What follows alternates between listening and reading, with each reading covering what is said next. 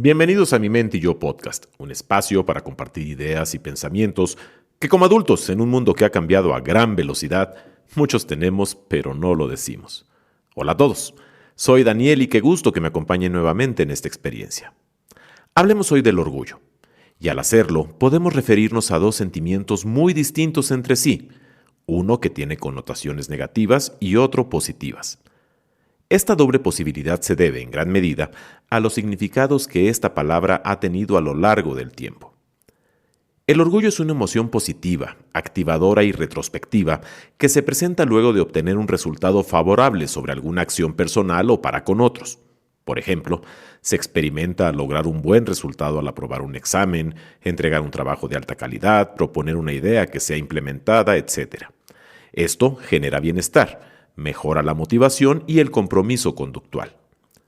En las experiencias de orgullo, el self, o la imagen de uno mismo o misma o los sentimientos que una persona tiene sobre sí, su validez, su capacidad y el grado de bienestar y satisfacción que experimenta, se expone al escrutinio individual y social mediante los autodiálogos y los reforzamientos que se reciben del entorno, mediante la comunicación verbal y corporal del logro alcanzado, lo cual satisface la necesidad básica de sentirse competente.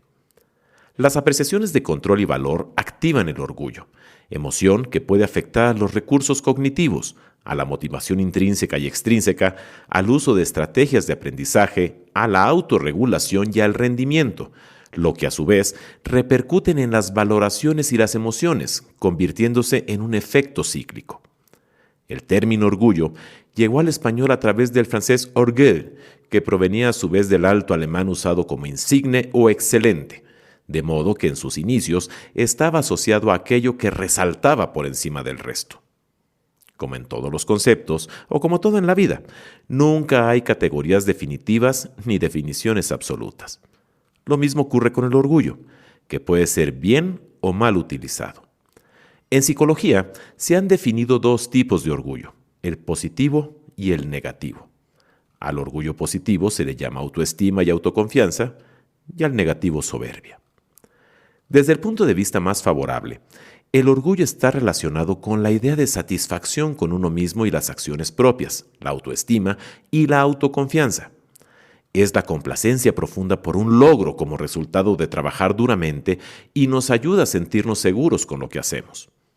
También podemos sentir orgullo hacia otra persona.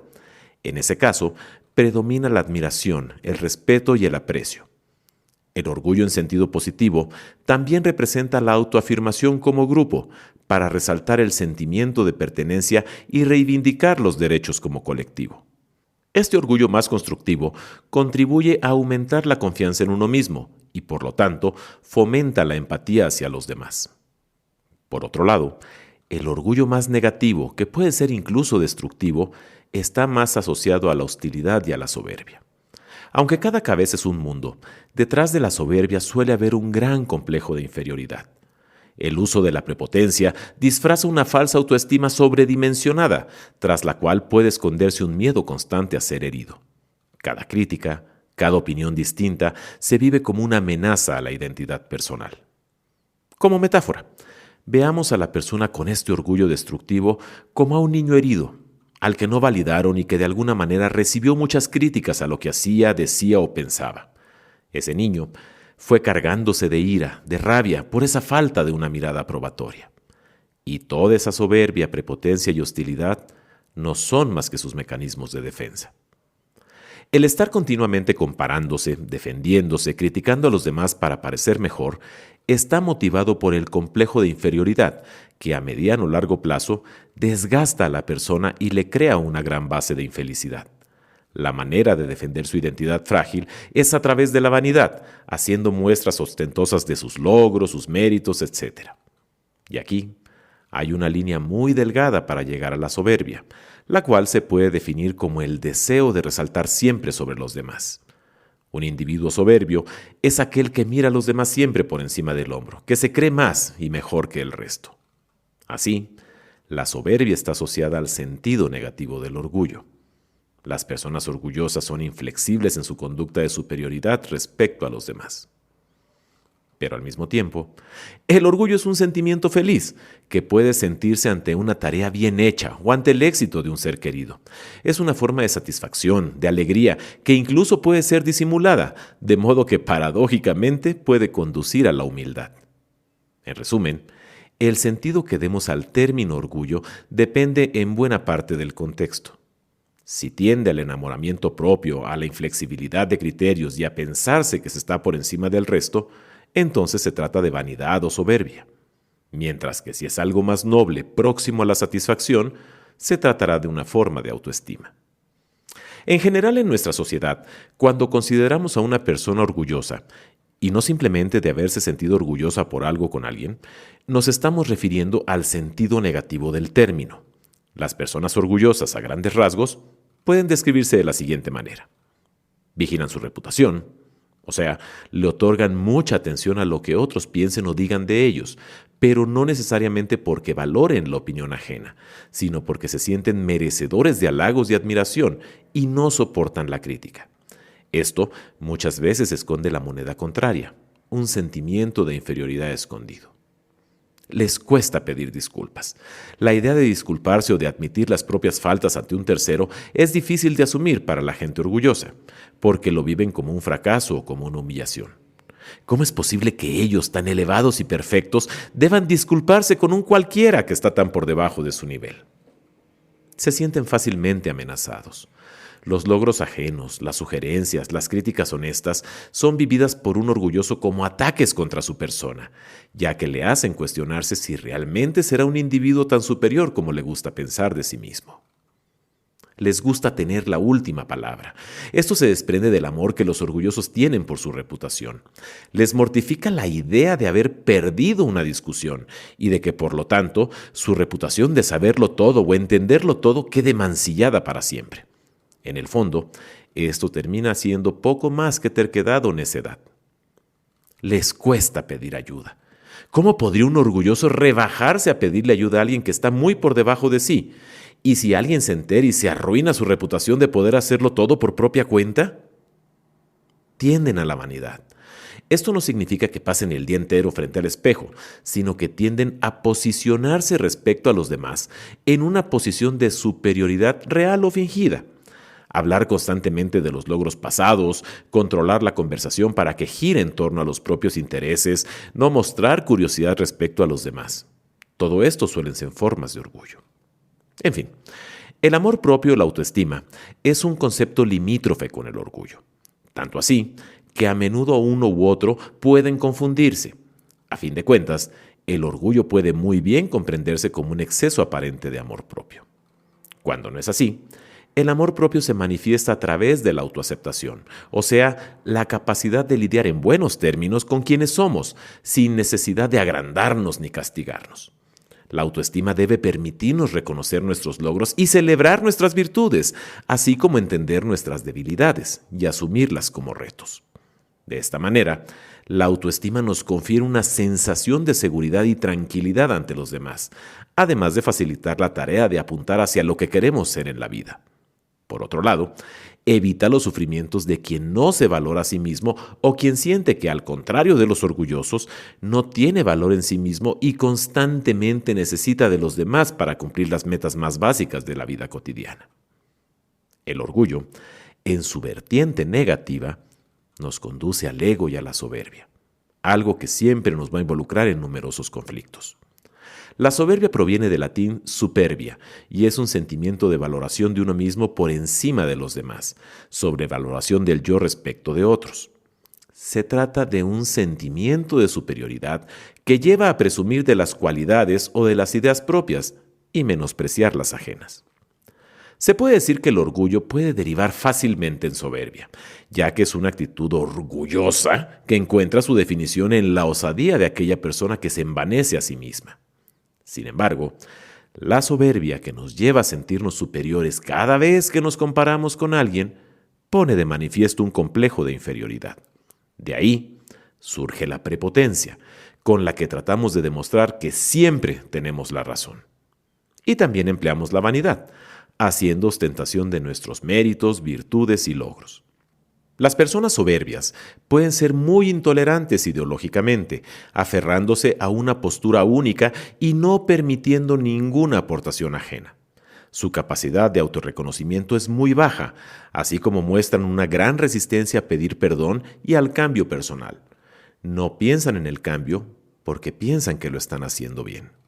Presentan un endurecimiento emocional, una distancia emotiva. Difícilmente olvidan una ofensa, y estas características bloquean las relaciones interpersonales.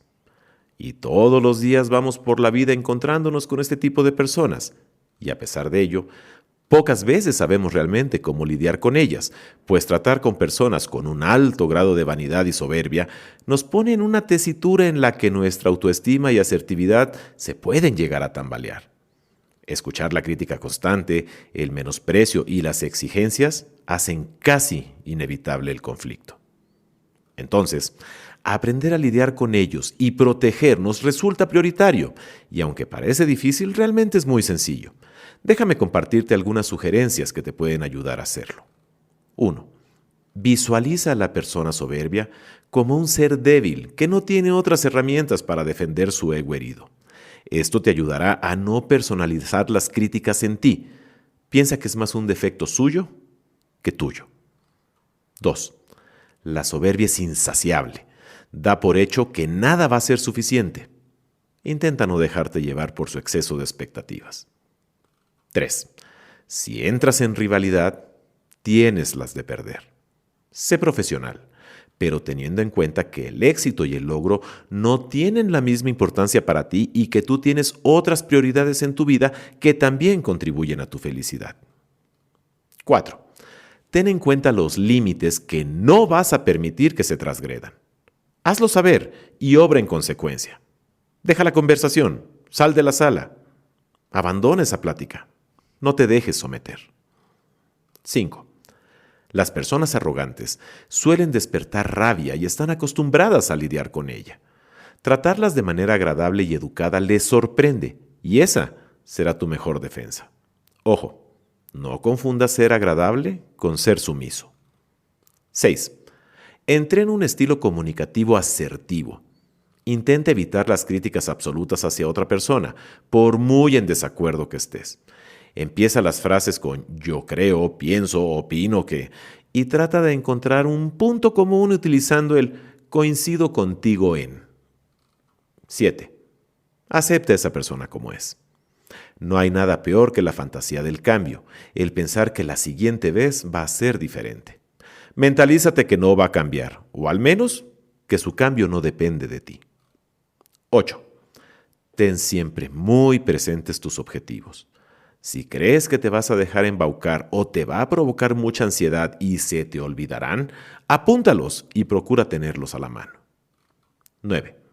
Que no te cieguen sus supuestos logros. La mayoría de las veces, créeme, están sobredimensionados. 10. Y si de plano sientes que esa persona te va a desbordar, no importa quién sea. Toma distancia y limita el contacto a lo imprescindible. No caigas en su juego. Terminemos como siempre con una reflexión.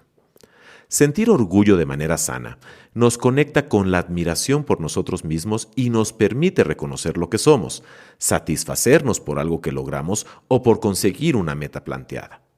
Es una emoción natural en todos los seres humanos. Nos coloca en el centro de nuestra propia vida, sin ser por ello egoístas como algunas personas pudieran habernos hecho creer.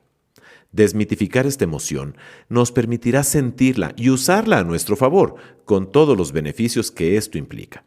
Su objetivo es hacer que nos reconozcamos a nosotros mismos.